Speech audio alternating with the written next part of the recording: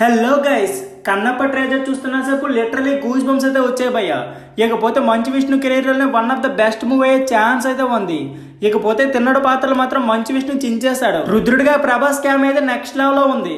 So overall గా treasure గురించి అయితే ఈ వీడియోలో మాట్లాడుకుందాం. అంతేకాకుండా ఈ ట్రేజర్ లో ఉన్న మైనస్లు కూడా చాలా ఉన్నాయి. సో దాని గురించి కూడా మాట్లాడుకుందాం. సో వీడియో అయితే చాలా ఇంట్రెస్టింగ్ ఉంటుంది. ఎక్కడ కూడా స్కిప్ చేయకుండా లాస్ట్ వరకు చూడండి. ఇక లేట్ చేయకుండా వీడియో అయితే స్టార్ట్ చేసేద్దాం. సో వీడియో చూస్తున్న మీలో చాలా మందికి కన్నప్ప క్యారెక్టర్ గురించి తెలిసే ఉంటుంది. కన్నప్ప అయితే ఫస్ట్ శివుడికి యాంటీగా ఉంటాడు. తర్వాత అతనైతే మెల్లమెల్లగా శివభక్తుడిగా మారుతాడు. అసలు అతను శివభక్తుడిగా మారడానికి రీజన్స్ ఏంటనేది ఈ మూడు అయితే చాలా క్లియర్ గా చూపించారు.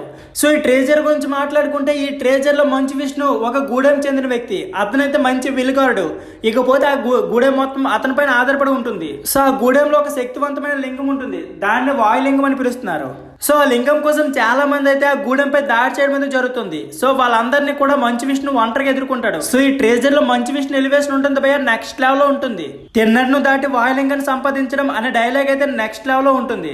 ఈ ట్రైలర్ లోని ఎలివేషన్స్ కానీ లేకపోతే వచ్చిన బీజిఎం కానీ నెక్స్ట్ లెవెల్ లో ఉంది. ట్రైలర్ లో తిన్నడు అనే క్యారెక్టర్ కి ఫస్ట్ నుంచి అయితే శివుడిపై అసలు ఇంట్రెస్ట్ ఉండదు. అతనైతే ద్వేషించుకుంటాడు. అసలు లాస్ట్ కి అతను శివభక్తుడిగా ఎలా మారాడు అనేది మూవీ యొక్క మెయిన్ ప్లాట్. ఇకపోతే ఈ ట్రైలర్ సరిగ్గా అబ్జర్వ్ చేస్తే ఈ ట్రైలర్ లో మాత్రం అర్జునుడికి సంబంధించి పాత్ర కూడా ఉన్నట్టు తెలుస్తుంది. సో నాకైతే ఈ ట్రైలర్ లో డిసప్పాయింట్ చేసింది అక్షయ్ కుమార్ వాయిస్ ఓవర్. అతను వాయిస్ ఓవర్ అయితే అతను హిందీ అలాగే తెలుగు రెండింటికి మధ్య మిక్సింగ్ డబ్బింగ్ వల్ల అతని వాయిస్ అయితే రిజిస్టర్ చేసుకోలేకపోతున్నాం. సో శివుడి క్యారెక్టర్ కూడా అక్షయ్ కుమార్ కి ఓకే ఉంది కానీ మరీ ఎక్స్ట్రాడినరీగా అయితే లేదు.